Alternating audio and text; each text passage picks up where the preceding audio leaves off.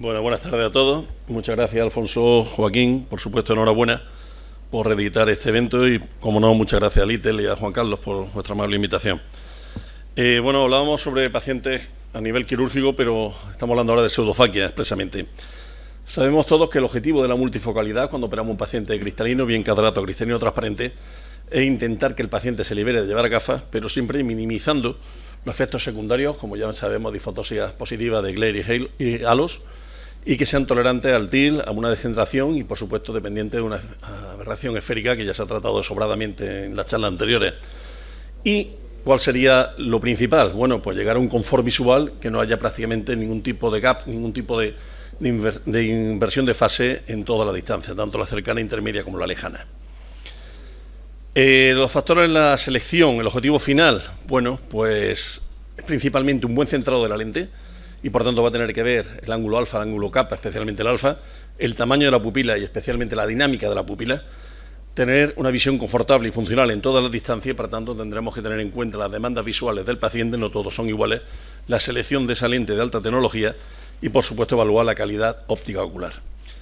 Consideraciones generales para todo tipo de lentes de alta tecnología, esto es común para todos. Tenemos que basarnos en pacientes, si estamos hablando de lentes esféricas, con un astigmatismo corneal de menos de 0,75 y nunca mayor de 1,25 si estamos hablando a favor de la regla.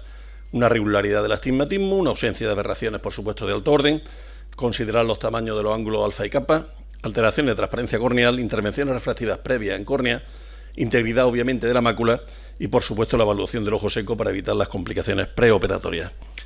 En el ángulo alfa, esto es bastante discutido, hay diferentes cuestiones, diferentes publicaciones en todo orden de razones y de versiones. Sabemos que el alfa es el ángulo que entre el eje óptico y el eje visual forman, y esa medida, bueno, un descentramiento a 0,6 temporal respecto del centro pupilar, el valor medio.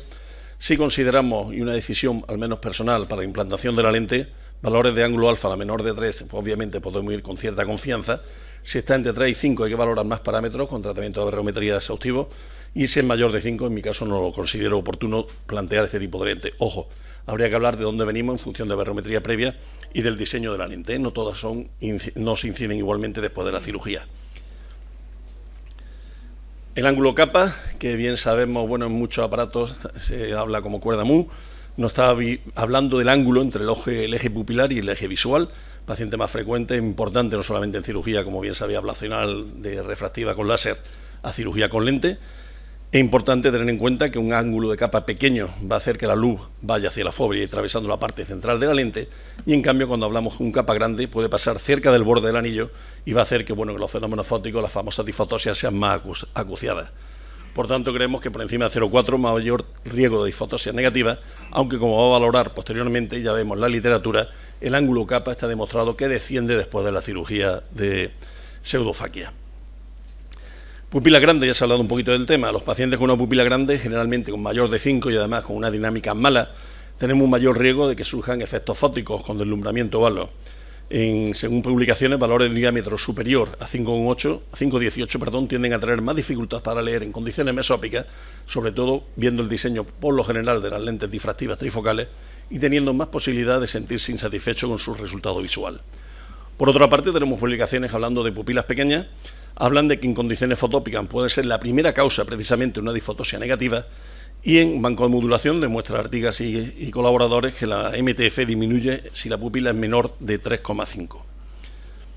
En lentes refractivas, como es lógico hoy en día, están en desuso. Existe una valoración también del equivalente esférico, es importante, hay una variación en el valor del equivalente esférico con pupilas mayores de 3, y también hay que contemplar el cambio del equivalente esférico con un tamaño de la pupila de lentes tóricas libre de aberración. A veces fue mayor que las lentes tóricas con africidad negativa, intentando compensar la africidad con el tamaño. No implantar nunca lentes de alta tecnología, lentes premium, en valores altos de aberraciones de alto orden corneal. Es importante que tengamos aparatos, dispositivos que nos puedan desmembrar todo el dioptrio óptico en su completa potencia y desmembrarla a nivel de córnea, a nivel de cristalino. La evaluación puede evitar, por supuesto, sorpresas refractivas posoperatorias, valorar el astigmatismo del cristalino si puede compensar y para ello hacer un exacto cálculo. Hablamos porque hoy en día nos están llegando ya, los que tenemos ya ciertos años, aquellos pacientes que se operaron hace mucho tiempo de una cirugía refractiva ablacional con un éxito y que vienen a reeditar esa cirugía y obviamente nos obligan a tener un éxito lo más seguro. Es decir, todos aquellos pacientes que nos vienen de la juventud operados de cirugía refractiva en córnea. Hay diferentes dispositivos hoy en día, no es porque Oculus organice esto, pero Pentacam sabéis que está más que sobradamente preparado para poder abordar todo este tipo de pacientes, incluyendo unos parámetros que ahora mismo nos ahorran, sobre todo en su inversión y sobre todo a la hora de solayar errores.